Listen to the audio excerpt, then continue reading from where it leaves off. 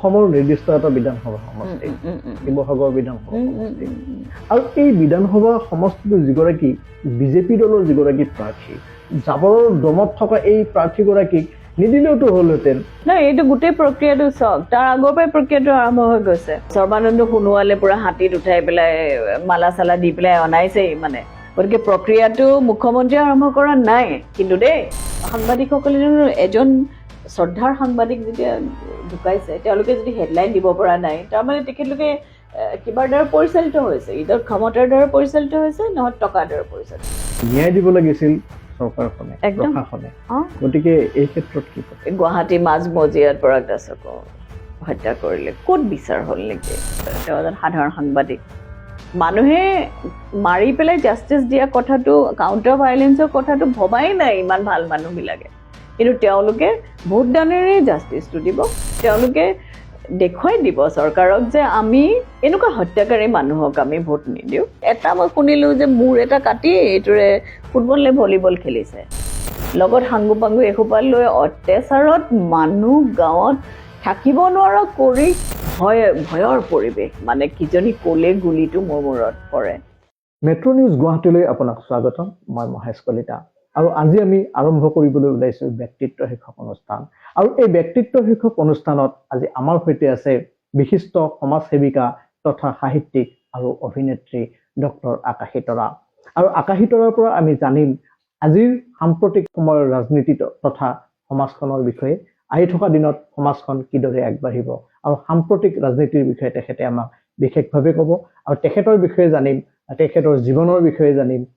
Metro' news গুৱাহাটীলৈ আপোনাক স্বাগতম।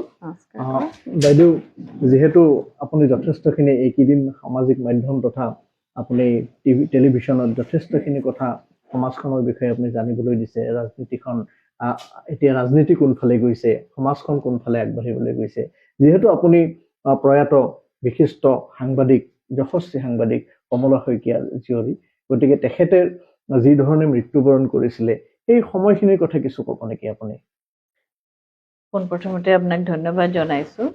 আৰু মই মনত ৰাখিম এইখিনি সময়ত যিসকলে খুব সাহসেৰে এই বস্তুটো বা আলোকপাত কৰিছে, সেইটো মই কৈ ল'লোঁ যে আপোনাক সকলোকে মই ধন্যবাদ জনাইছোঁ। কি কাৰণে আমি খুব এটা বেলেগ এটা নৱজাগৰণৰ ফালে গৈ আছোঁ, য'ত আমি এখন নিকা সমাজ প্ৰতিষ্ঠা কৰাৰ কাৰণে আমি একেলগে গৈ আছোঁ, যিটো একেবাৰে সম্পূৰ্ণ অৰাজনৈতিক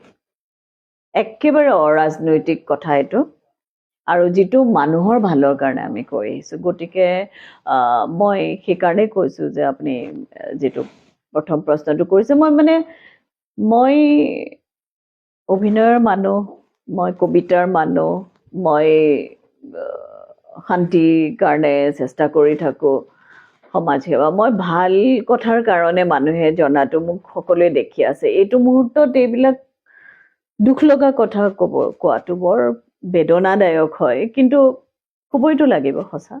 সেইটোৱে মোৰ ক'বলগীয়া। হয়, নিশ্চিতভাৱে মই কিছু আপোনাৰ বাল্যকাললৈ গৈ আছোঁ। 1991 চনৰ আগষ্ট মাহৰ 9 তাৰিখ, সিদিনাখনে কি হৈছিলে? সেইটো এটা হুলস্থুল ধৰণৰ ঘটনা। মোৰ দেউতা ঘৰত, তেওঁ এজন সাধাৰণ সাংবাদিক। আমাৰ ঘৰত দুৱাৰ সদায় খোলা থাকে মানুহৰ কাৰণে, আগে পিছে বহুত তেনেকুৱা চবেই সকলোৱে জানে, পৰোপকাৰী এজন মানুহ। তাৰ আগতে সেইখিনি সময়ছোৱাত তেখেতে বহুত খুব দুখ পাইছে যে সন্ত্ৰাসবাদী কাৰ্যকলাপ বাঢ়িছে। তেওঁ চিন্তা কৰি থাকে যে ইমান সন্ত্ৰাসবাদী কাৰ্যকলাপ বাঢ়িছে, মানুহখিনি কি হ'ব, ল'ৰা ছোৱালীখিনি কি হ'ব, পঢ়া শুনা কি হ'ব। তেওঁ সেই কনচাৰ্ণ ৰেচপনচিবিলিটিটো লৈ তেওঁ লিখা মেলা কৰি আছে। সেইকাৰণে বহুতৰ মনত সেই বস্তুটোৱে সন্ত্ৰাসবাদীসকলৰ মাজত এটা বিৰূপ প্ৰতিক্ৰিয়াৰ সৃষ্টি কৰিছে। তেওঁ সেইদিনাখন বহি থাকোঁতে তেওঁক কেইজনমান মানুহে চপলীয়া ল'ৰাই মাতি তেওঁ কৈছে যে বাহিৰত, কিমান সময় হৈছিলে এইখিনি গধূলি সময়ত, আৰু মাতি পেলাই কৈছে যে কোনোবা এজন দুখত পৰা মানুহ, তেওঁ আহিব নোৱাৰে, ৰোগীয়া মানুহ, আপোনাক অলপ ষ্টেটমেণ্ট এটা দিব বিচাৰিছে। দেউতাটো আৰু চাইকেল চলাই পেলাই হেৰি কৰা মানুহ, গতিকে তেওঁ গৈছে, গৈ পেলাই তেওঁ যাবলৈ লওঁতে তাৰ পিছৰখিনি আৰু হিষ্ট্ৰী, সেইখিনি আৰু নুসুধিব পটককৈ। তাৰপিছত নাই, তেওঁ জিপচি এখনত উঠাই লৈ গ'ল। তাৰপিছত পিছদিনাখন আমগুৰিত তেখেতৰ অৰ্ধনগ্ন বৰষুণ দি আছে সেইদিনা যথেষ্টখিনি মানুহৰ মাজত চৰ্চা চলিলে। সাংবাদিকসকলে ক'লা বেজ পিন্ধিলে, সেইদিনাখন স্তম্ভ খালী ৰাখিলে, কিন্তু মানুহৰ ভয় মানে বেলেগ বেলেগ নেৰেটিভছ দিছে যে তেখেতে এনেকুৱাহে কৰিছিলে, তেখেতে তেনেকুৱাহে কৰিছিলে, সেইবিলাক ভুল নেৰেটিভছ। কিছুমান তেওঁ চাইকেল চলাই থকা একদম সন্যাসীৰ দৰে আমাৰ ঘৰ দুৱাৰ দেখিলেই গম পালেহেঁতেন, মানে একদম সাধাৰণ ধৰণে তেওঁ নিজৰ ইচ্ছাত সমাজবাদী এজন মানুহ। তাৰপিছত কিন্তু আটাইতকৈ দুখ লগা কথা যে মানে ভয়ৰ সেই পৰিৱেশটো আপোনাৰ বাঢ়িলহে। তাৰপিছত নেক্সাছ আহি গ'ল, চাৰেণ্ডাৰ, উল্ফা আহি গ'ল, গুপ্ত ঘাতক আহি গ'ল। গতিকে সেই গোটেই প্ৰক্ৰিয়াটোত তেখেতৰ ন্যায়ৰ বস্তুটো তল পৰি গ'ল। মানে দুখৰ কথা এইটো। মানুহে পাহৰি যায় ন, মানে ধৰক মাজতে ৰখাইছো ন, যিহেতু আপুনি ক'লে পৰৱৰ্তী দিনা সন্ধিয়া আপোনাৰ দেউতাই ঘৰত কাম কৰি আছিলে, কিবা ব্যস্ত আছিলে, আৰু সেই সময়ত কেইজনমান যুৱক আহিলে আৰু তেওঁলোকে এই বুলি ক'লে যে আপোনাক গাড়ী লৈ মাতিছে, মানুহ এজনে আপোনাক ৰখিছে, সাংবাদিকৰ ধৰ্ম তেওঁ আহিব নোৱাৰে। যিহেতু সাংবাদিকতাৰ ধৰ্ম তেওঁ পালন কৰি পেলাই তেওঁ আগুৱাই গ'ল। আৰু পৰৱৰ্তী সময়ত সেই জিপচিখনত তেখেতক বা সেই গাড়ীখনত তেখেতক লৈ যোৱা হ'ল, আৰু তাৰ পৰৱৰ্তী সময়ত পিছদিনাখনে তেখেতৰ অৰ্ধনগ্ন শৰীৰটো এখন পথাৰত উদ্ধাৰ হ'ল। এইখিনিয়ে কথা। এতিয়া কথা হ'ল যে আপুনি যেতিয়া ক'লে যে সন্ত্ৰাসবাদ ইয়াৰ লগত জড়িত, গতিকে সেই সময়ত আপুনি মানে বেচিকেলি ইয়াতে কোন ইনভলভ হোৱা বুলি ভাবে? সেইটো মই চবতে কৈ আছো দেই, মই মানে এই মানে হত্যাকাৰী নৰখাদকবিলাকৰ নাম লোৱাটো বৰ মানে কষ্টকৰ কথা। সেইটো মই কোৱা নাই, সেইটো তেখেতলোকৰ সংগঠনৰ ফালৰ পৰাই পিছত গোটেই নামবিলাক ওলাইছে। দীঘলীয়া নাম, আপুনি মই নিজেই সেই নামবিলাক দেখিছোঁ। কাৰণ তেওঁলোকে দুখ পাইছে, বহুতে দুখ পাইছে। কাৰণ সংগঠনবিলাকো দুই ধৰণৰ মানুহ থাকে, সকলো ৰাজনৈতিক দলতো। এখিনিয়ে সঁচাকে প্ৰেমৰ কাৰণে যায়, দেশপ্ৰেমৰ কাৰণে যায়, এখিনিয়ে অকল মানে গুণ্ডাগিৰি কৰিবলৈ যায়। গতিকে যিখিনি সঁচাকে পঢ়া শুনা কৰা বা শিক্ষিত, তেখেতলোকে যেতিয়া মূল খুঁটিলে আহিছে, তেখেতলোকে নিজেই কৈছে। আৰু ইতিমধ্যে এই প্ৰক্ৰিয়াটো মানে বন্ধ হৈ থকা কেছটো যেতিয়া আকৌ ৰিঅপেন হৈছেতো, বন্ধ হৈ থকা কেছটো 2008ত পুনৰ তেতিয়া CIDক গতাই দিয়া হৈছে বস্তুটো। কাৰণ তেতিয়া বহুতখিনি প্ৰমাণ পোৱা গৈছে কাৰণে এইটো মানে কেছটো পুনৰ ৰিঅপেন কৰা হৈছে। CIDৰ ওচৰত কেছটো আছে। কিন্তু আপুনি ভাবক, এজন বিশিষ্ট সাংবাদিক, স্বাধীনতা সংগ্ৰামী, আৰু ইণ্টাৰেষ্টিংলি মই আপোনাক কওঁ, প্ৰথমবাৰ কাৰণে ক'বলৈ মই সুবিধা পোৱা নাই যে তেখেত ৰাষ্ট্ৰীয় স্বয়ংসেৱক সংঘৰ খুব ছাপৰ্টাৰ আছিলে। কাৰণ তেখেতে বাজপেয়ীজীকো পাইছে, বা শংকৰ বৰুৱা মোৰ ককাই হয়। গতিকে তেখেতে শেষৰ ফালে তেখেতে ৰাষ্ট্ৰীয় স্বয়ংসেৱক সংঘৰ শিৱসাগৰ গোটৰ তেওঁ বিশিষ্ট ভূমিকা গ্ৰহণ কৰিছিলে। গতিকে সেইজন মানুহ তেওঁৰ আদৰ্শক হত্যা কৰা মানে বৰ ডাঙৰ কথা। আৰু এইটো আটাইতকৈ বেয়া দুখ লগা কথা যে যিজন মানুহৰ নাম উচ্চাৰণ হৈ আছে যে এইটোত মাষ্টাৰ মাইণ্ড, আৰু এইজনে তেখেতৰ হাততে কৰিছে, প্ৰমাণটো ঢেৰ আছে। চব মই যেনেকে আজি সূৰ্য ওলাই সূৰ্য মাৰ যায়, চন্দ্ৰ ওলাই চন্দ্ৰ মাৰ যায়, সেই বস্তুটোৰ প্ৰমাণটো নালাগে ন। আজি ভগৱান আপোনাৰ আছে নে নাই আমি ভাবো আছে, প্ৰমাণ নালাগে। গতিকে সেইটো সময়ত আপোনাৰ মোবাইল নাছিলে ন। আজি 91ত চবেই সুধিছে যে প্ৰমাণ সেইটো সময়ত মোবাইল নাই, ছ'চিয়েল মিডিয়া নাই। কিছু মই মাজতে আপোনাৰ কথা যিহেতু সিদিনা পিছদিনাখনে আপোনালোকে তেখেতৰ অৰ্ধনগ্ন শৰীৰটো পালে, এক দুখৰ পৰিৱেশ। কিন্তু আপোনালোকে পৰৱৰ্তী সময়ততো থানাত আপোনালোকে এজাহাৰ সেইটো হৈছে, আৰু সেইটো দিয়া হৈছে থানাতো অবভিয়াছলি দিয়া হৈছে। আৰু সেইটো সময়তে বহুত হত্যা হৈছে, মানে মৰাণৰ প'ল' ক্লাবৰ 26টা ওলাইয়ে আছে। তাৰপিছত এতিয়াহে তাৰমানে ভয়ত মানুহবিলাকে আজি ইমান বছৰে একো কোৱা নাই, এতিয়া ওলাইছে যে মানে সেই তেতিয়াৰ পৰা আপোনাৰ 10-15 বছৰলৈকে সেইখিনি সময়ত হত্যাৰ যজ্ঞ আৰম্ভ হৈছে মানে আপোনাক আপোনালোকে যিহেতু আপুনি যিহেতু কন্যা বা দেউতাই আপোনালোকক কেতিয়াবা কৈছিল নে যে মোৰ জীৱনৰ প্ৰতি এনেকুৱা ভাবুকি আহিছে এইটো চবেই জানে নহয় এইটো না আপোনালোকক নাই জানে আৰে তেওঁ জীৱনৰ প্ৰতি ভাবুকি আহিছিলে তেওঁ জীৱনৰ প্ৰতি ভাবুকি আহিছিলে যে আৰু সেইটো সময়ত আপোনালোকে নাজানে নি তোমালোক নাছিলা চাগে তোমাৰ তেতিয়া জন্ম হৈছিলে নাই সেইটো সময়তে ভাবুকি দিছিলে সন্ত্ৰাসবাদীয়ে যে মানে কোনোবাই যদি আমাৰ বিপক্ষে কয় একদম মানে কি বুলি কওঁ মানে হিংসাৰ পিকত আছিলে যে আমাৰ কথা কোনোবাই ক'লে আমি আঙুলি কাটি দিম তেনেকুৱা ধৰণৰতো পাব্লিক বিবৃতিয়ে আছিলে আৰু দেউতাক সেই সময়ত বহুতে মানাও কৰিছিলে দেই তথাপিতো স্পেচিফিকেলি আপোনালোক ঘৰৰ মানুহ কৈছে তেখেতৰ নাম নাই তেখেতে কৈছে যে মোৰ কাৰণে ভাবুকি আহিছে আৰু ঘৰত ভয় খাই বুলি নকয় ন তেখেতৰ কাৰণে ভাবুকি ভৰা চিঠি আহিছে কিবা আহিছে তেখেতক ইভিন মানে তেখেত বৰ পপুলাৰ আছিলে কাৰণে মানে তাৰ সেইটো সময়ৰ আপোনাৰ মানে প্ৰশাসনৰ পৰা তেখেতক কৈছিলে যে শইকীয়া আপুনি বৰ মানে এইটো সময়ত এনেকুৱা কৰি আছে আপোনাৰ কিবা অপকাৰ হ'ব পাৰে আমি 2জন মানে চিকিউৰিটি গাৰ্ড দি দিওঁ বুলি কৈছিলে দেই তেতিয়া তেওঁ ক'লে আৰে মোৰ তেওঁ বৰ ডাঙৰ কথা কৈছিলে যে কমলা শইকীয়া স্বাধীনতা যুঁজাৰু মই শান্তিৰ কাৰণে কৰি আছো মোৰ আত্মাটোক কোনো ধ্বংস কৰিব নোৱাৰে ডাঙৰ কথা কৈছিলে তেওঁ মই নাজানো দেই তেখেতে আগজাননী পাইছিলে নে কোনোবাই কিবা কৰিব বুলি মানে তেওঁ কৈছিলে যে মোৰ আত্মাটো কোনো ধ্বংস কৰিব নোৱাৰে আৰু মই যদি মৰো এইটো শান্তিৰ কাৰণে মৰা মোৰ মানে এনেকৈ কৈছে ৰাইজে মোক বচাব এনেকৈ কৈছিলে তেওঁ এবাৰ ভাবা নাছিলে নহ'লে ভাবিলে দুৱাৰ বন্ধ কৰি থ'লেহেঁতেন এতিয়া গতিকে সেইটোৱে কথা আৰু পৰৱৰ্তী সময়ত 1991 চনৰ পৰা আজি 2026 চন গতিকে ভালেমান সময় পাৰ হৈ গ'ল গতিকে তেখেতৰ যিটো ন্যায় প্ৰক্ৰিয়াটো কেনেকৈ আগবাঢ়িছে ন্যায় প্ৰক্ৰিয়াটো একেবাৰে লেহেমীয়া মই ইতিমধ্যে বহুতবাৰ কৈছো যে মই নিজেই CID উচ্চপদস্থ বিষয়া লগ কৰি মই সদায় এইটো কথা কেতিয়াবা সুবিধা পালে যিহেতুকে ময়ো সাংবাদিকতাৰ লগতে জড়িত মই কেইবাবাৰো কৈছো যে আপোনালোকে কেছটো আগ নবঢ়ায় নেকি তেখেতলোকে বৰ মনোযোগ দিয়া নিচিনা নালাগে আৰু দিলে হয়তো প্ৰক্ৰিয়াবিলাক খৰতকীয়া হ'লহেঁতেন ডেফিনেটলি নহয় জানো আৰু কিমান দিন হ'ব মানে 35 years আৰু এইটো নহ'বই পৰাগ দাসৰ হত্যাকাৰী আপুনি কওকচোন মোক গুৱাহাটী মাজমজিয়াত পৰাগ দাসক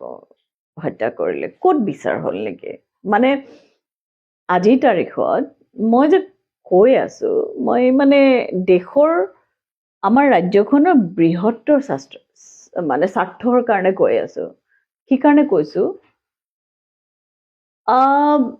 এই মানুহবিলাক এই যে শ মানুহ হত্যা কৰিলে সেই মানুহবিলাক যদি অশিক্ষিত মানে ধনৰ বলত বলিয়ান মানুহৰ পৰা ধনৰ লৈছে এই মানুহবিলাক যদি কেনেবাকৈ আমাক শাসন কৰিবলৈ যদি আহে আগতেও আহিছে এতিয়া কিন্তু ছ'চিয়েল মিডিয়াৰ যুগ কাৰণে বস্তুবিলাক বেছি শক্তিশালী আজি 9 অগষ্ট যদি এতিয়া হ'লহেঁতেন এতিয়া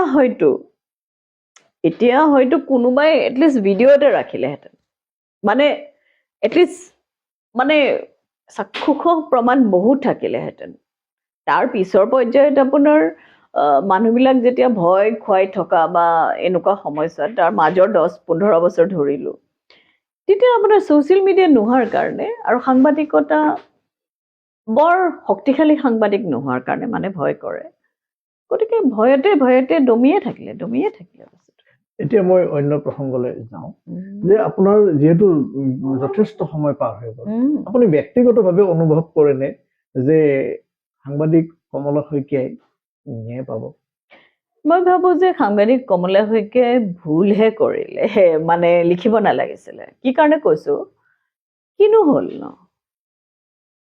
হ'ল মানে ঘৰৰ মানুহবিলাকে দুখ পাইছে আৰু প্ৰশাসন হয় দেই এইটো তাৰমানে বিশ্বৰ আপুনি ৰাজনীতিত দেখিব খুব কমেই আছে য'ত মানে এনেকুৱা হয় ধৰক বিশ্বৰ ৰাজনীতিতে খুব কম আছে মানুহে মানে ক্ৰিমিনেলক নবহায় মানে there is a difference between criminal and revolutionary মানে বিপ্লৱী আৰু ক্ৰিমিনেলৰ মাজত পাৰ্থক্য আছে বিপ্লৱৰ সত্তাটো বেলেগ আপোনাৰ হোচিমিন বা বেলেগ সেইটো এটা বেলেগ বিপ্লৱী সত্তা হয় সেইটো সেই বিপ্লৱী সত্তা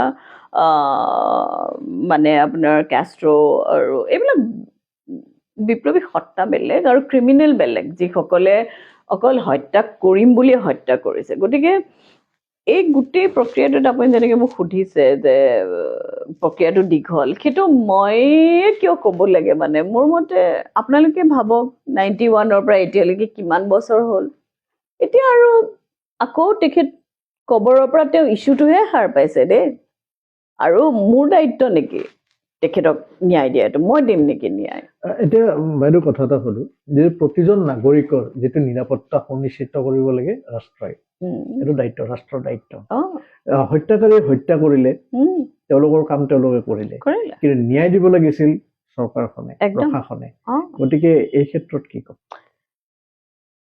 মই যেনেৰে মানে এই সঁচা কথা ক'ব গ'লে মোৰ যিটো জাৰ্ণি লাইফৰ 35 ইয়াৰ্ছত সেইটো পোষ্ট ট্ৰমা ভিক্টিম সকলোৰে জাৰ্ণি হা আজি মই কওঁতে মোৰ সাহসত আকাশী বাইদেউৰ কান্ধত দি আজি মই মেছেজ বহুত পঢ়িব পৰা নাই বহুতে ফোন কৰিছে তেখেতলোকৰ কাহিনীবিলাক কৈছে এইটো এটা বেলেগ নেৰেটিভছ তেওঁলোকৰ কাহিনীবিলাক ইমান দিনে কোনো শুনাই নাছিলে তাৰ কাহিনীবিলাকৰ মাজত বহুত আছে আপোনাৰ ছোৱালী মোৰ আটাইতকৈ দুখ লগা কাহিনীটো হৈছে যে ছোৱালী দুগৰাকী ঘৰৰ ভিতৰত মাক দেউতাকৰ লগত জ্বলাই দিছে আৰু সৰু এটা কথা মন কৰিব দেই এই নেৰেটিভছটোত গোটেইবিলাক দুখীয়া মানুহ দেই আপোনাৰ মানে দুখীয়া মানে আপুনি যিখন ঘৰত যেনেকৈ ডাঙৰ হৈছে চবলে দুখীয়া আদৰ্শবাদী মানুহ মধ্যবিত্ত পৰিয়াল আৰু দুখীয়া একদম এটা সেইদিনাখন মই এটা পঢ়িলোঁ এটা অকণমানি ল'ৰাই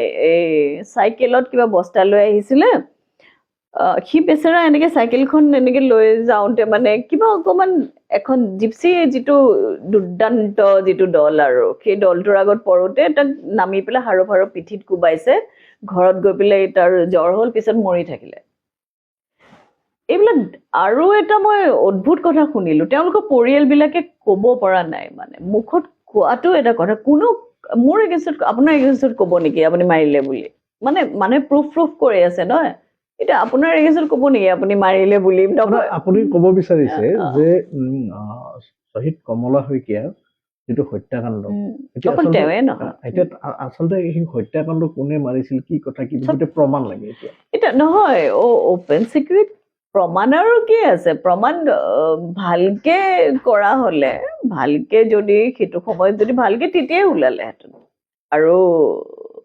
এতিয়া তাৰে বহুত কেইজন মোৰ মতে তাৰে একিউজড কেইবাজনৰো মানে ইতিমধ্যে তেওঁলোক মানে নাই পৃথিৱীত যিকেইজন আছে ভালকে কৰিলেই হ'ল ন আপুনি খুব স্পষ্টকে কওকচোন ইয়াৰ বাবে কোন নাই না স্পষ্টকে মই যিটো নাম ওলাই আছে আৰু মোৰ নিজৰ এটা মৰেল এটা মানে দ্বিধাগ্ৰস্ততা আছে মই সেই নামটো মই সেইদিনাখন উচ্চাৰণ কৰিম চবেই জানে ইটছ এন অপেন চিক্ৰেট মই এতিয়ালৈকে নামটো মুখত ল'লে মানে মোৰ কিবা পাপীৰ নাম মুখত লোৱা নিচিনা লাগে গতিকে মই নামটো আজিলৈকে কোৱা নাই মই নকওঁ মই কোৱা নাই মানে মোৰ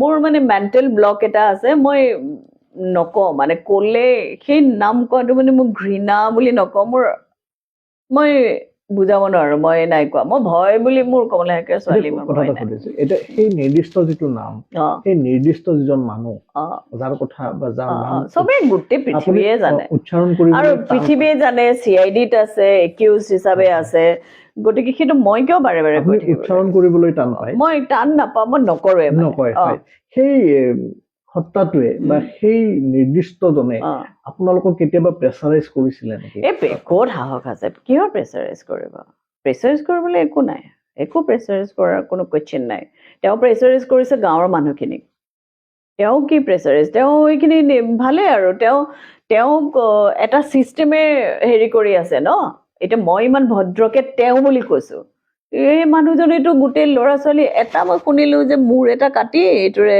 ফুটবল নে ভলীবল খেলিছে লগত সাংগু পাংগু এসোপা লৈ অত্যাচাৰত মানুহ গাঁৱত থাকিব নোৱাৰা কৰি সেই মানুহ গৈ পৰিয়ালৰ মানুহ মৰি এতিয়া সেই বৰ্ণনা মানুহবিলাক কৈছে নহয় এইবিলাক কথা এটা সুধো যিটো আপুনি মৰ্মৰ যি হত্যাকাণ্ড যি ধৰণে হত্যা কৰাৰ পৰৱৰ্তী সময়ত হত্যাকাৰীয়ে সেই মূৰটোলৈ ফুটবল খেলিছিলে যিখিনি জিঘাংসাৰ কথা আপুনি ক'লে এতিয়া কথা হ'ল কোনো অদৃশ্য শক্তিৰ আশীৰ্বাদ নাথাকিলে এনেকুৱা এজন হত্যাকাৰী কৰিব নোৱাৰে অদৃশ্য শক্তি নহয় দৃশ্য শক্তিয়ে কওক আপুনি এইটো নেক্সাছ এটা ডাঙৰ নেক্সাছ এই নেক্সাছটোত পইচা ক্ষমতা পইচা ক্ষমতা পইচা ক্ষমতা আৰু তাৰ ভুক্তভোগী হৈছে এই দুখীয়া মানুহখিনি এজন মানুহ কেনেকৈ অকলে ইমান অত্যাচাৰ কৰিবলৈ থিয় হ'ব তাৰ মাজত বহুত আছে তাৰ মাজত ছিনিয়ৰ জাৰ্নেলিষ্ট আছে তাৰ মাজত বহুত মানুহ আছে মানে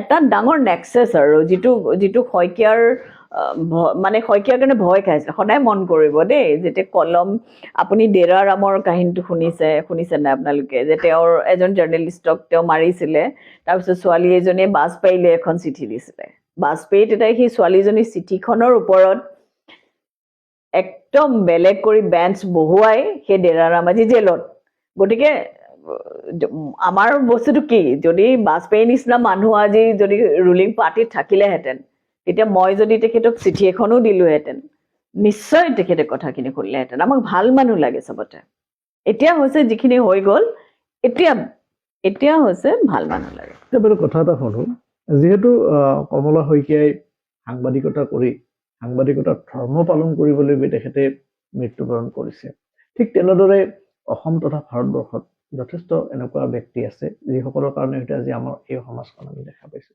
মই বহু দূৰলৈ নাযাওঁ আমাৰ অসমৰ কথাকেই কওঁ যে এই ধৰণৰ যিবিলাক ব্যক্তি যি ধৰণৰ মানুহে হত্যাৰ বলি হ'ল তেওঁলোকৰ এই পৰিয়ালবিলাক প্ৰশ্নচ হৈ গ'ল কোনোবাই যদি নিজৰ মৰমৰ দেউতাকজনক হেৰাইছে কোনোবাই নিজৰ স্বামীক হেৰাইছে যথেষ্ট বেদনাদায়ক কাহিনী চৰকাৰত বা প্ৰশাসনত যিসকল লোক আছে তেওঁলোকে এবাৰতো ভাবিব পাৰে যে এই মানুহখিনিক আমি ন্যায় দিব লাগে খুব গুড ফেইথত মানে ন্যায় দিব লাগে আচলতে প্ৰশাসন বা চৰকাৰত বহি থকা যিসকল মৰমূৰীয়া আছে তেওঁলোকে এবাৰতো ভাবিলেই হৈ যায় য'ত কমিউনিকেশ্যন গেপছটো ক'ত হৈ আছে আপুনি কি বুলি ভাবে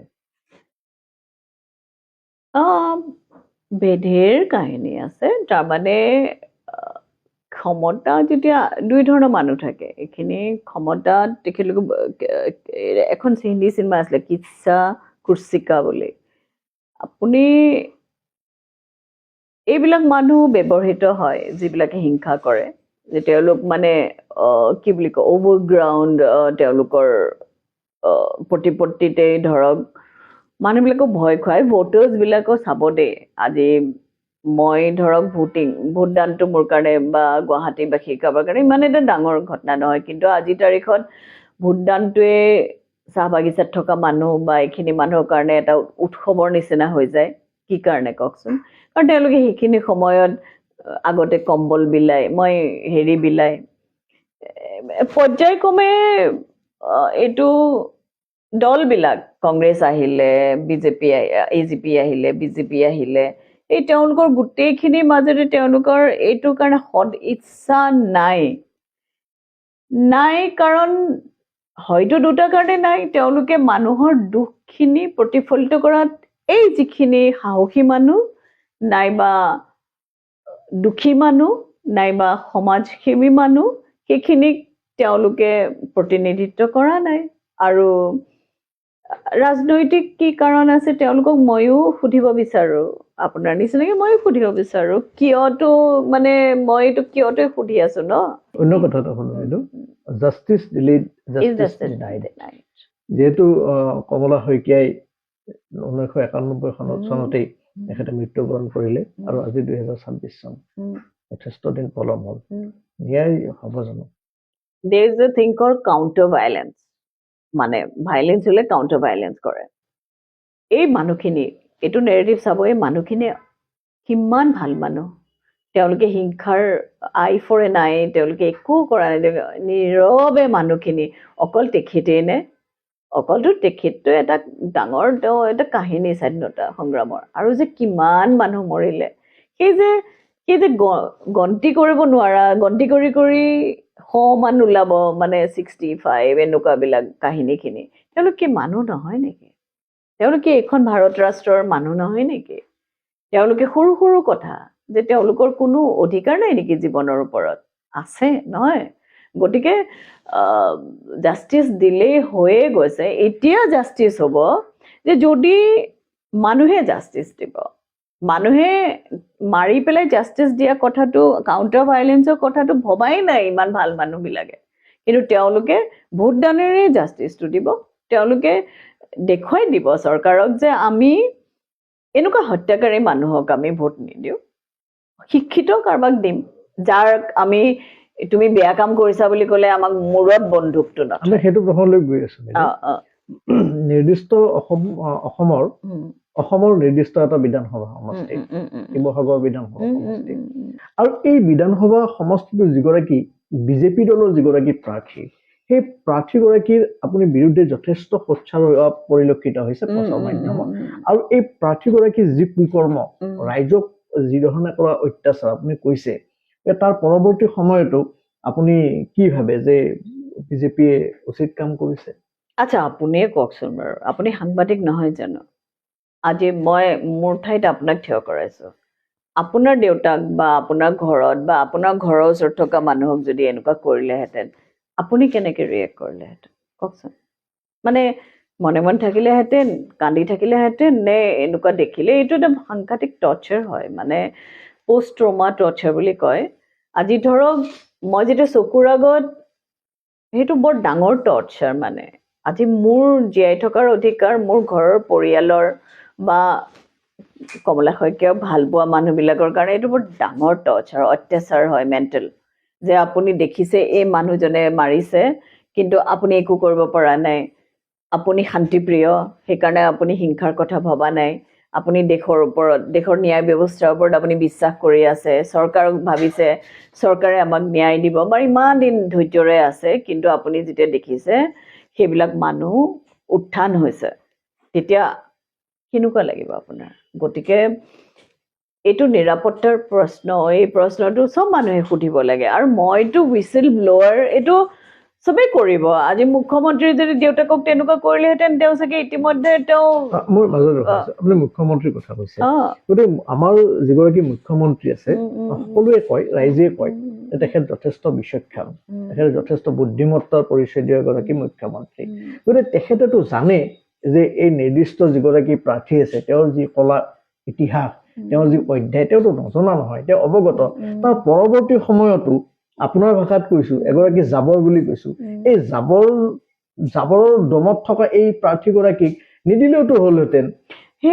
সেইটো মই তাকে ভাবিছো। কিন্তু এটা কথা ঠিক, তেওঁ অনা নাছিলে দেই। মানে মই আজিলৈকে এটা ৱৰ্ডো মই মানে তেখেতৰ বিপক্ষে মই কোৱা নাই, যিহেতুকে কটনৰ পৰা অহা আমাৰ দেখা। কিন্তু মই একো দলীয় কথাত, মই ৰাজনৈতিক নহয়, মই কোৱা নাই। তেখেতে যেনেকৈ ভাবিছে, যি কৰিছে কৰক। এইটো কথাত মই মোৰ দেউতাক কাৰণে মাত মাতিছোঁ। তেওঁ দেউতাক হ'লে তেওঁ নিশ্চয় ইতিমধ্যে ন্যায় দিয়ালেহেঁতেন। তেওঁ যদি দেউতাক সাংবাদিক হ'লহেঁতেন, তেওঁ, মোৰ বিশ্বাস আছে, তেওঁ মানে মুখ্যমন্ত্ৰী হৈ চাগে তেওঁ সেই মানুহজনৰ পুৰা মানে তেওঁ ন্যায়ৰ প্ৰক্ৰিয়ালৈ আনিলেহেঁতেন। মই বস্তুটো আদাৰ ৱে ৰাউণ্ড টেবুলত ক'ব বিচাৰিছো যে যিহেতু ন্যায় দিয়াটো আৰু মানুহক সুৰক্ষা দিয়াটো ৰাষ্ট্ৰৰ দায়িত্ব, মই ক'লোৱে সেইটোৱেই। গতিকে মুখ্যমন্ত্ৰীজনৰ দায়িত্ব। তাৰ পৰৱৰ্তী সময়ত যিহেতু তেওঁৰ এই যিগৰাকী প্ৰাৰ্থী, এই প্ৰাৰ্থীগৰাকীৰ ইতিহাস তেখেতে নজনা নহয়। তাৰ পৰৱৰ্তী সময়তো সেই মানুহজনকে যেতিয়া গণতন্ত্ৰক ৰক্ষা কৰিব দিয়া যাব, এইটোতো ওলোটা হ'ব। নাই, এইটো গোটেই প্ৰক্ৰিয়াটো চাওক, তাৰ আগৰ পৰাই প্ৰক্ৰিয়াটো আৰম্ভ হৈ গৈছে। আপোনাৰ সৰ্বানন্দ সোণোৱালে পুৰা হাতীত উঠাই পেলাই মালা চালা দি পেলাই অনাইছেই, মানে প্ৰতিষ্ঠা কৰিছেই। গতিকে প্ৰক্ৰিয়াটো মুখ্যমন্ত্ৰীয়ে আৰম্ভ কৰা নাই। কিন্তু দেই, মই আজি কৈ আছো, এইটো এতিয়া বেয়া পাইছো। মানে এতিয়া কিয় বা দিব লাগে কেণ্ডিডেটছৰ লাষ্ট মমেণ্টত, বা তেখেতৰ ওপৰত কিবা প্ৰেছাৰ আছিলে নেকি? মানে কথাটো মই তেনেকেই কৈছো। মই কোনো আমাৰ লগৰ মানে এই কটনৰ পৰা হোৱা মানুহ, কিন্তু প্ৰক্ৰিয়াটোতো এই মানুহজনে আৰম্ভ কৰা নাই ন। প্ৰক্ৰিয়াটো আৰম্ভ আগৰ পৰা হৈ আহিছে। তেওঁ বিভিন্ন সময়ত আগতে নিৰ্দলীয়কে উঠিছে, তাৰপিছত তেওঁ বৰবিৰা পাৰি, কিন্তু তাৰ আগৰ মুখ্যমন্ত্ৰীজনেহে দিছে দেই, বাই দ্য ৱে, তেওঁহে দিছে।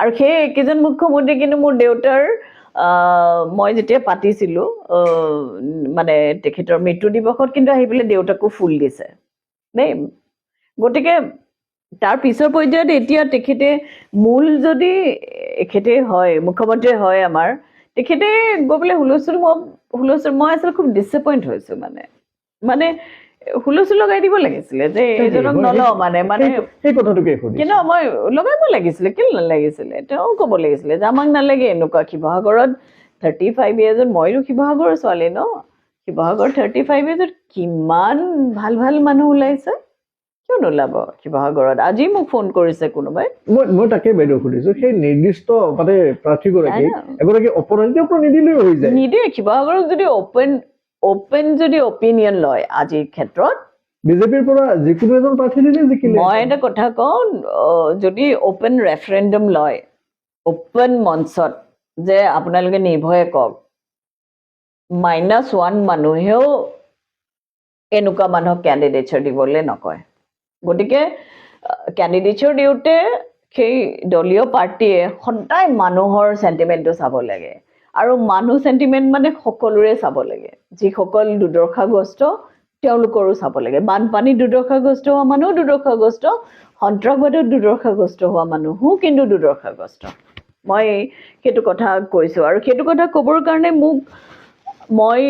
মোৰ নিচিনা আৰু চাওক এটা পৰিৱেশ ধ্বংস হয় ন আপুনি ধৰক মই অলপ শক্তিশালী কাৰণে মই গান ফুলৰ কথা কৈ আছো আৰু বহুত মানুহ বলিয়া হৈ গৈছে তেনেকুৱা পৰিয়ালত মই অন্য এটা কথা সুধিব বিচাৰিছো বাইদেউ যিহেতু এগৰাকী কন্যাৰ কাৰণে তেওঁৰ পিতৃ কি আৰু সুধিব নালাগে আপোনাৰ মৰমৰ দেউতাক আপুনি হেৰুৱাইছে কেতিয়াবা আপুনি মুখ্যমন্ত্ৰীক লগ পাওঁতে আপুনি কেতিয়াবা কৈছে নে যে আপুনি মই লগ পোৱা নাই মই লগ পোৱা নাই মই কোনো মিনিষ্টাৰকে আজিলৈ লগ পোৱা নাই ময়ো মোৰ আত্মসন্মান আছে মোক যদি তথাপিতো বাইদেউ যদি মুখ্যমন্ত্ৰীক আজি আপুনি যদি মুখ্যমন্ত্ৰীক এই মুহূৰ্তত যদি লগ পায় কেতিয়াবা আপুনি ক'বনে কেলে নক'ম বাৰু মইতো চিধা চাধা মানুহ ভাই মইতো নিজকে মানে মূৰ তল কৰি এইবিলাক ধৰিছিলে কাৰোবাৰ নাই মই যেতিয়া যোন আমাক আৰ্টিষ্টবিলাকক সন্মান কৰে ৰাইজে বহুত সন্মান কৰে মিটিঙত যদি কেতিয়াবা পাওঁ মই কিন্তু গৈ পেলাই মই আৰ্জি কিয় দিব লাগে আপুনি যদি লগ পাই ক'ব কথাটো নহয় মানে মোৰ কথাটো হৈছে যে যেতিয়া নিজকে ৰজা বুলি কয় এজন মানুহে এটা দায়িত্বত ইমান বছৰ আছে এইবিলাক হিংসাৰ কথাবিলাক পোষ্ট ট্ৰমা ভিক্টিমছ অৰ্থনীতি যেনেকৈ চাইছে এইবিলাক তেখেতৰ দায়িত্বৰ ভিতৰতে পৰে ভাই আৰু নতুন জেনেৰেশ্যনক এটা কেনেকুৱা কাইণ্ড অফ মোৰ ডাঙৰ কথাটো হৈছে এইটো বস্তু দেখিব নতুন জেনেৰেশ্যন নতুনকৈ ভোটাৰখিনিয়ে দেখিছে তেওঁলোকে মাক দেউতাকক প্ৰশ্ন কৰিব যে জেনজিখিনিয়ে যে আমাৰ গণতন্ত্ৰটো কেনেকুৱা গণতন্ত্ৰ মানে সিদিনাখনে অজয় দত্তৰ এক সাক্ষাৎকাৰত পদ্মশ্ৰী অজয় দত্তই এটা কথা কৈছিলে যে মুখ্যমন্ত্ৰীৰ লগত চামচা নহয় অজিত ডোভালৰ নিচিনা ইণ্টেলেকচুৱেল বুদ্ধিজীৱী আৰু সততে কাৰ্যক্ষম মানুহ ৰাখক যে সাধাৰণতে প্ৰজাই কি কৈছে প্ৰজাই কি বিচাৰে শুনিব লাগে গতিকে মুখ্যমন্ত্ৰীৰ যিটো তেখেতক মানে আইডিয়া দিয়া মানুহবিলাক বা তেখেতক যিখিনি গাইড দিয়া মানুহবিলাক ক'ৰবাত ভুল হৈছে নেকি যিহেতু ন্যায় পোৱা নাই আপোনাৰ মই ইমান ৰাজনীতি মই পলিটিকেল চায়েন্সৰ MA হয় আৰু মই গৱেষণা তেনেকুৱা মোৰ বিষয়টো সাধাৰণতে মহিলাই থাকে আৰু মই অভিলিনৰ এই ঘটনাটোতো মই চিঞৰিছোঁ দেই LGBTQI ওপৰত প্ৰথমখন নভেল ময়ে কৰিছোঁ যিবিলাকত বেলেগে মাত নামাতে মই সেইটো কিবা মোৰ মানে আছে এইটো মই মাতো মোৰ তাতে কোনো স্বাৰ্থ নাই মই আজিকালি কোনো দুৰ্নীতিত নাই মই একদম মোৰ নিচিনা ঢেৰ মানুহ আছে অসমত গতিকে সেই মানুহখিনিৰ ছাপৰ্টত যদি যোনে নহওক মানে মই ইমান গুৰুত্ব নিদিওঁ আজি কোনোবা আছে কাইলৈ কোনোবা আহিব মোক তৰুণ গগৈ বৰদেউতাই তেওঁ এবাৰ মিটিং এখনত তেওঁ মাতি মানে তেখেতৰ বেলেগ মানুহ আছে তেখেতে মোক এখন ডকুমেণ্টাৰী কৰিবলৈ দিছিলে যে কমলা কাইদেউৰ তেখেতলোকৰ শত্ৰুতা নাছিলে যে কমলাকান্তৰ কেছটো এনেকুৱা আছে, সন্ত্ৰাসবাদীবিলাকৰ বিপক্ষে তুমি এখন ডকুমেণ্টাৰী কৰি দিয়া, মানে কি কেছ ষ্টাডি কৰি দিয়া। তেখেতে নিজেই মোক কৈছিলে, এখন মিটিঙত কৈছিলে। গতিকে সেইখিনিলৈকে মই কৰি দিছোঁ। কিন্তু মোকটোতো এতিয়া মুখ্যমন্ত্ৰীটো কেতিয়াও কোৱা নাই যে বাইদেউ আপুনি আহক, আপুনি পিচ এণ্ড কনফ্লিক্ট, আপুনি ইণ্টাৰনেশ্যনেল স্কলাৰ হয়, আমাক অলপমান এইটোত কিবা কৰক, বা বাইদেউ আপুনি এইখন কমিটিত এইটোৱে চাই দিয়ক। তেখেতৰ চকুততো মই পৰা নাই, বা তেখেতে ভাবা নাই মোক যোগ্য বুলি। গতিকে মই কিয় ক'বলৈ যাম? মই গ'লে মই হিউমেন ৰাইটছ কমিশ্যন বা গোটেই তেনেকুৱা CID বা কি কাৰণে হৈ আছে এইটোত ক'বলৈ যাম। মই মানে আপুনি কিয় ক'লে যে মই কি ক'বলৈ যাম? মই মানে যদি ক'ৰবাত লগ পালে মই কি কথা পাতিম? মই এনি টাইম গোটেই জীৱনটো মই এইটো কথা পাতি থাকিম নেকি যে মোৰ দেউতা মানে হিজ বিন কিল, মানে কিমান টৰ্চাৰাছ এইটো। মানে যদি নহয় নিজৰ নহয়, মানে আপুনি নিজৰ হ'লেহে বুজিব। এতিয়া বাইদেউ কথা এটা হলো, যিহেতু এজন সাংবাদিকৰ মৃত্যু হৈছিলে, অপমিত্ৰ অপমৃত্যু হৈছিলে, গতিকে আজিৰ তাৰিখত যিসকল আগশাৰীৰ সাংবাদিক বুলি আমি জানো, তেওঁলোকে থিয় দিছেনে? আপুনি কম নহয়, আপুনিতো দেখিছে কিমান বাঘা বাঘা সাংবাদিক আছে অসমত।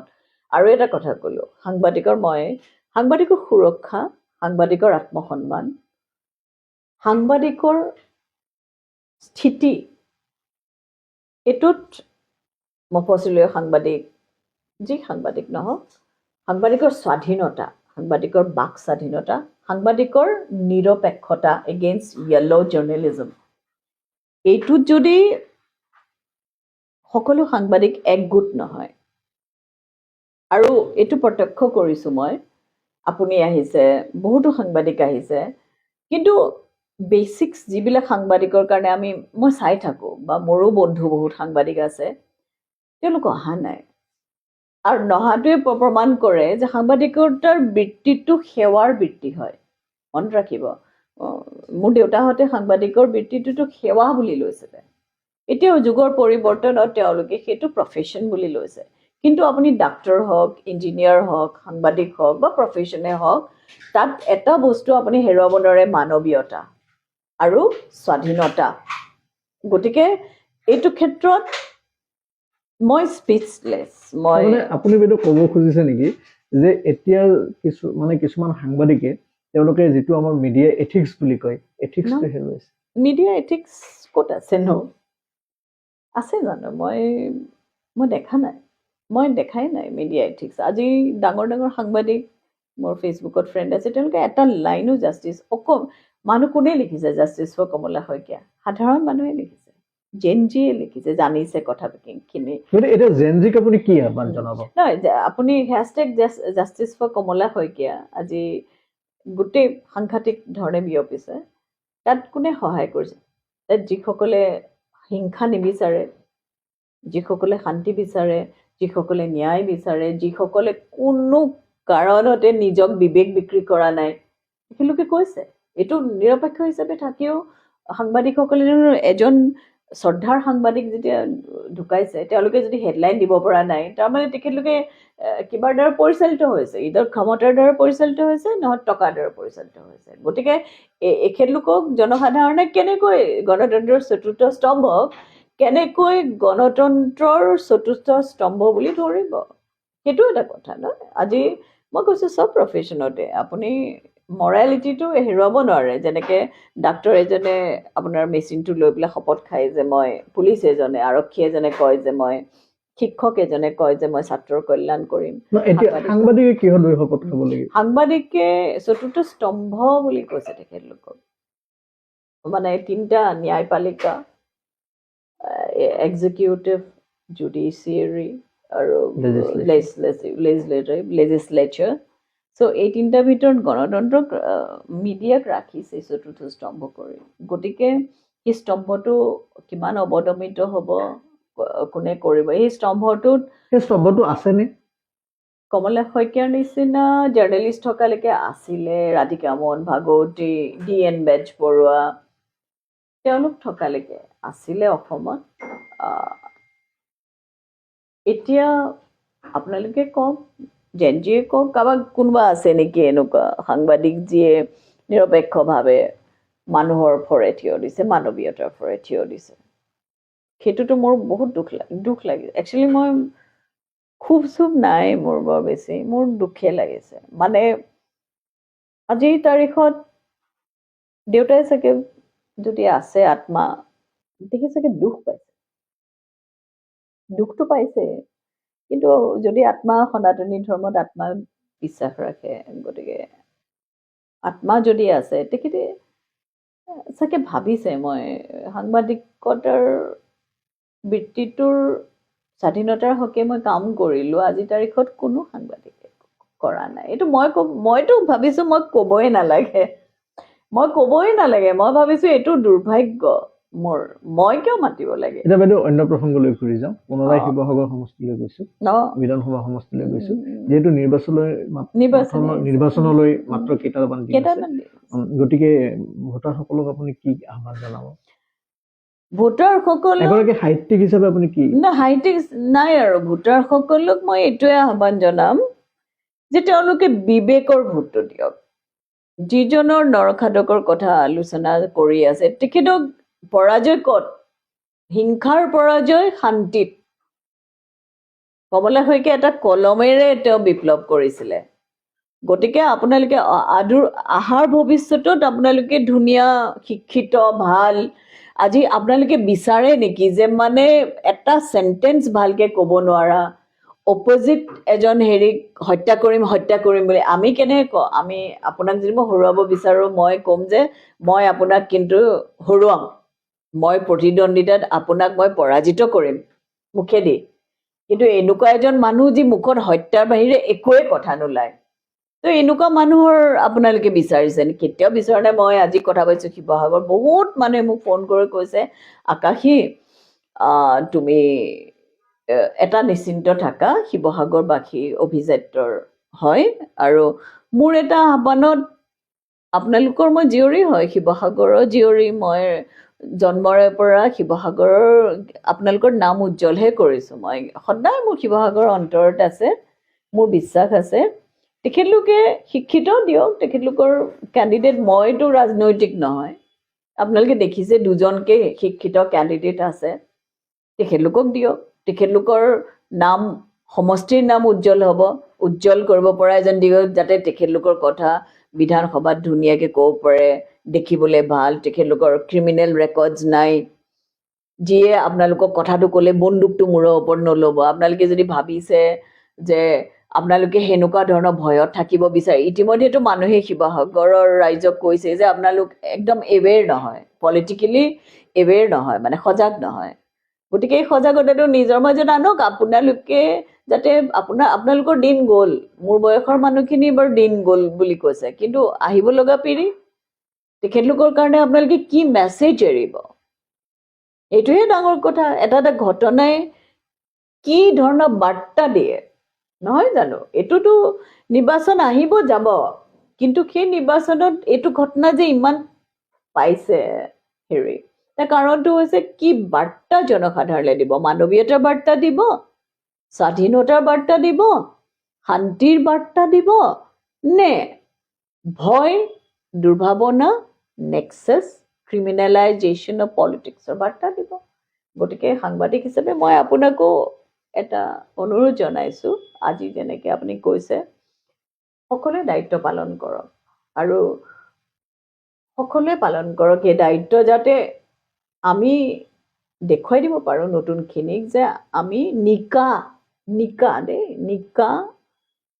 এখন সমাজ প্ৰতিষ্ঠাৰ কাৰণে আমাৰ প্ৰতিনিধিসকল কিন্তু নিকা হ'ব লাগিব, শিক্ষিত হ'ব লাগিব। ৰাঘৱ চদ্দাৰ নিচিনা, যেনেকুৱা মালিৱালৰ নিচিনা আমাক ৰাইট ৰেপ্ৰেজেণ্টেশ্যন কৰিব পাৰিব লাগিব বিধানসভাত। কাৰোতো কুৰ্চীখন, এইখন আসনখন কাৰো কাৰণে পাৰ্মানেণ্ট নহয়, স্থায়ী নহয়। কাইলৈ আপুনিও আহি যাব পাৰে, মই আচৰিত নহ'ম, হয় নহয়? গতিকে মইতো ৰাজনীতিত নাই বাৰু। গতিকে আমি দূৰৰ পৰা যিসকলে চেকছ এণ্ড বেলেঞ্চৰ কথা কওঁ গণতন্ত্ৰত, গণতন্ত্ৰ যেতিয়া আমি আছোঁ যেতিয়া ডেফিনেটলি আমি অন্যায় দেখিলে ক'ব লাগিব মই এটা কথা কওঁ আপোনাক মই কেৱল মোৰ দেউতাৰ কথাই নহয় মই অভিজিত নীলোৎপল বা যিকোনো মহিলাৰ বা এনেকুৱা মোৰ মোৰ মোৰ নেচাৰটোৱে তেনেকুৱা মই LGBTQI ওপৰত লিখিছোঁ বাইদেউ অন্য প্ৰসংগলৈ যাওঁ যিহেতু আপোনাৰ পিতৃ 1991 চনত তেখেত মৃত্যুবৰণ কৰিলে অপমৃত্যু হ'ল আৰু তাৰ পৰৱৰ্তী সময়ত আমি কৈছেই উল্লেখ কৰিছোঁ যে যথেষ্ট বিশিষ্ট ব্যক্তিৰ মৃত্যু হৈছে এনেদৰে যথেষ্ট গুণী জ্ঞানী ব্যক্তিয়ে অপমৃত্যুক সাৱটি ল'বলগীয়া হৈছে গতিকে তেনেকুৱা এটা পৰিপ্ৰেক্ষিতত জুবিন গাৰ্গে ন্যায় পাবনে বেয়া লাগে কলাকাৰ অসমত আজি ল'ৰা এজনে লিখিছে কান্দিছে বুজিছেনে ফোনত কৈছে বাইদেউ জুবিন দা গ'লগে আপুনি কিন্তু থাকিব আমাৰ লগত দুখত কৈছে মানে আমি দুইজনে ছ'চিয়েলিষ্ট আছিলোঁ মানে জুবিনো ছ'চিয়েলিজমৰ কথা কয় আৰু কেতিয়াও মানে শীৰ্ণত নকৰে মানে যেনেকৈ মই যেনেকৈ কৈছোঁ তেনেকৈ আপুনি দেখিব নহয় অসমৰ যেন যিয়ে ভাবিছে যে আমি আছোঁ এতিয়া ন্যায়টো প্ৰক্ৰিয়াৰ মাজত আছে ফাষ্ট ট্ৰেক কৰিছে মইতো ভাবিছিলোঁ মোৰ দেউতাক সেইটো সময়ত ফাষ্ট ট্ৰেক কৰিব লাগিছিলে নহয় জানো নহ'লে এতিয়া ধুনীয়াকৈ যেতিয়া কৈছে ফাষ্ট ট্ৰেকত মোৰ মতে ন্যায় পাব লাগে ফাষ্ট ট্ৰেকত কৰিছে ইমান ভালকৈ চৰকাৰে সহায় কৰিছে কিয় নাপাব মোৰ মতে বিশ্বাস আছে যে তেওঁ ন্যায় পোৱাটো উচিত আৰু এটা কথা দেই মানুহে যাক মৰম কৰে সেই মৰম কিন্তু আজৰি আপুনি ভয়েৰে ল'ব নোৱাৰে কিন্তু দেই আজি আকাশী বাইদেউ বুলি যিমান মৰম আজি জুবিনক যিমান মৰম কৰিছিলে সেয়াটো কোনো কম্পিটিশ্যনত লাগিলেও কোনো ৰাজনৈতিক নেতাই ল'ব নোৱাৰে মানুহে অন্তৰেৰে বন্দুক নোলোৱা শিল্পৰ কাম কৰা এইবিলাক মানুহকে ভাল পাব মানুহে বাজপেয়ীক মনত পেলাইছিলে কেলে বাজপেয়ীয়ে যে কৈছিলে মই প্ৰাক্তন ৰাজনীতিবিদ হ'ব পাৰোঁ কিন্তু মই প্ৰাক্তন কবি নহয় APJ কালামে কৈছিলে তেওঁ 4যোৰমান কাপোৰ তেওঁ নিজৰ পকেটৰ পইচাকেইটাও মানে মানুহক বিলাই দিছিলে আৰু তেওঁ কিতাপ অলপমান আছিলে আজি মই আকাশী তৰা মোৰ একো মোৰ আজিলৈকে জীৱনত 1 টকা এটাও দুৰ্নীতি কৰা নাই ল'ৰা ছোৱালী পঢ়োৱা কবিতাৰ কাম কৰোঁ চিনেমাৰ কাম কৰোঁ গতিকে ময়ো এনেকুৱা এখন সমাজ বিচাৰোঁ য'ত সন্মান থাকক আৰ্টিষ্টৰ সন্মান থাকক সাংবাদিকৰ সন্মান সুৰক্ষা থাকক য'ত সকলোৱে নিৰ্ভয়ে কাম কৰক আৰু এই বস্তুটো আমি কিন্তু প্ৰতিষ্ঠা কৰিম দেই মই কৈছোঁ বহুতে কৈছে মই কথাখিনি ক'ব লগাখিনি কৈ যাম তাৰ কাৰণে আপোনালোকৰ সহায় লাগিব আৰু মানুহে চব কোন মৌন হৈ আছে কোন মৌন হোৱা নাই ইমান দিনে কাৰ কি লাভালাভৰ কাৰণে কৰিছে আখেৰ অসমখনটো আমাৰ সকলোৰে নহয় দেশ বুলিলে আদেশ নালাগে মোৰ জানেনে মোৰ ৰণুৱা তেজত কি ক'ম টক বগাই থাকে 1001টা ৰণুৱা ঘোঁৰা জ্যোতিপ্ৰসাদে কৈছিলে যে সুবিধাবাদী দল গম মোৰ লগত সুবিধাবাদী দল তোৰ মিছা হ'ব কৌশল ৰাইজৰ তই সেৱা চুৰ কৰি বঢ়াব খুজিছ বল জ্যোতিপ্ৰসাদো সেই একেই ছ'চিয়েলিষ্ট আছিলে আৰু মই এটা কথা মানুহক কওঁ যে দেশ সেৱা কোনো দেশখন ঠিকালৈ থকা নাই আজি জ্যোতিপ্ৰসাদ আমি আমাৰ ধৰণেৰে আমি দেশখনক সেৱা কৰি আছোঁ নিস্বাৰ্থভাৱে কৰি আছোঁ অসমৰতো নাম উজ্বলা বিচাৰোঁ মই বিচাৰোঁ আমাৰ মাজত লাভলীনা হওক বেছি কৰি কিন্তু লাভলীনা এজনী হ'বলৈ আজি ক্ৰিকেটৰ কোনোবা হ'বলৈ আজি আকাশী তৰা হ'বলৈ কিন্তু আমি সেই গাঁৱৰ পৰাইতো বেছিকৈ আহে বা চহৰৰ পৰা আহে পৰিৱেশটো আমি ভাল দিব লাগিব তাতে এনেকুৱা কোনো নৰখাদক দিব নোৱাৰে যে ৰাতি গধূলি গৈ পেলাই তাতে বন্দুক দি পেলাই মূৰত দি পেলাই হেৰি কৰিব প্ৰতিজনী ছোৱালীৰ সুৰক্ষা থাকিব লাগিব সেইখন যদি সমাজ মই সপোন দেখিছোঁ মই কি ভুল দেখিছোঁ কওক হয় নহয় কওক গতিকে আপুনি এইটো স্প্ৰেড দ্য মেছেজ ভাল লাগে এয়া আছিলে ডক্টৰ আকাশী তৰা তেখেতে আমাক জনালে তেখেতৰ প্ৰয়াত পিতৃ শ্বহীদ সাংবাদিক কমলা শইকীয়াই কিদৰে অপমৃত্যুক সাৱটি লৈছিল আমিও বিচাৰিছোঁ প্ৰয়াত শ্বহীদ কমলা শইকীয়াই ন্যায় পাওক তেওঁৰ মৃত্যুৰ উচিত তদন্ত হওক আৰু তেখেতে ন্যায় পাই আহি থকা তৰুণ প্ৰজন্মক যাতে এই চৰকাৰখনে বাদ দেখুৱাব পাৰে সেয়া আমিও আশা কৰিছোঁ। ব্যক্তিত্ব শীৰ্ষক অনুষ্ঠানৰ পৰা ইমানতেই সামৰণি মাৰিছোঁ।